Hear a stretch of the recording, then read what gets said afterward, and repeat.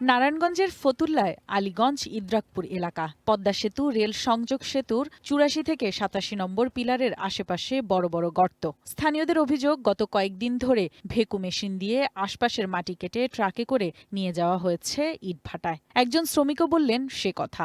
এখন ওই বালু ভরাট করার জন্য এটা আনছি, বালু আনছি ওই ব্রিজের তলতে কিনে আনছে। এটা তো সাবেরা বলতে পারে, আমরা তো বল না, আমাকে রাখতে কইছে বালু, আমরা গাড়ি দেখে রাখছি। রেল সেতুর কাজ তদারকি করেছে বাংলাদেশ সেনাবাহিনী কনস্ট্রাকশন সুপারভিশন কনসালটেন্ট সেল। বলা হচ্ছে, অনুমতির কাগজ দেখিয়ে একটি চক্র মাটি কেটে বিক্রি করছিল। বড় বড় মালবাহী গাড়ি যায়, যে এখানে বলে যায় গাড়ি, ওই যে এক আধ দেড় হাত করে কাইটে দিয়া, যে এখানটা বাড়ির কোনো জিনিস পরিবেশ নষ্ট না করতে পারে। রাইতে 10টা থেকে রাইতে সকাল 5টা পর্যন্ত শেষ, কাইটে হারা জায়গা গোছাইয়া গাড়ি দেওয়া হয়, গাড়ি দেওয়া নেই। কোনো বিবেক নেই, বিবেক থাকলে দুই জায়গা থেকে মাটিটা সরায় না ওরা, যেহেতু এটা রিক্সি, এটা একটা প্রকল্প দ্বারা করছে সরকার, আমাদের উন্নয়নের জন্য দ্বারা করছেন, এটা ধ্বংস করার পিছনে লাগা বইছে, এই তার কিছু না।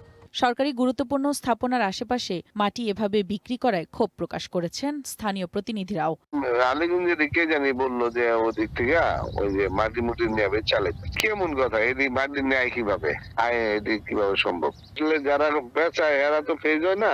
এদিকে সামাজিক মাধ্যমে মাটি কাটার দৃশ্য প্রচারের পর নড়েচড়ে বসেছে প্রশাসন। নারায়ণগঞ্জ জেলা প্রশাসক জানান, প্রকল্প সংশ্লিষ্টদের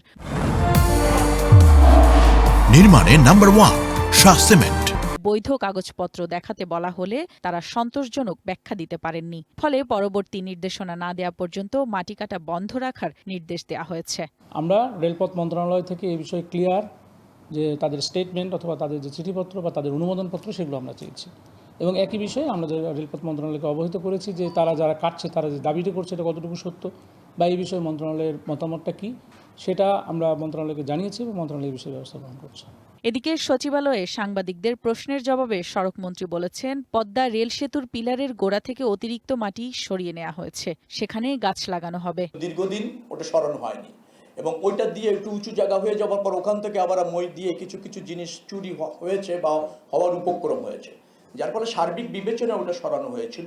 যেহেতু এই ধরনের একটা মেসেজ গিয়েছে, যার জন্য আমরা বন্ধ করে ওখানে গাছ লাগানোর চিন্তা করে দিয়েছি, যে ওখানে গাছ লাগানো। পদ্মা সেতু রেল সংযোগ প্রকল্প দেশের সবচেয়ে বড় রেল অবকাঠামোর একটি। স্থানীয়দের দাবি, আসলে কি কারণে এরকম একটি গুরুত্বপূর্ণ স্থাপনার নিচ থেকে বিপুল পরিমাণ মাটি সরিয়ে নেওয়া হলো সেটি খতিয়ে দেখা দরকার। One national desk.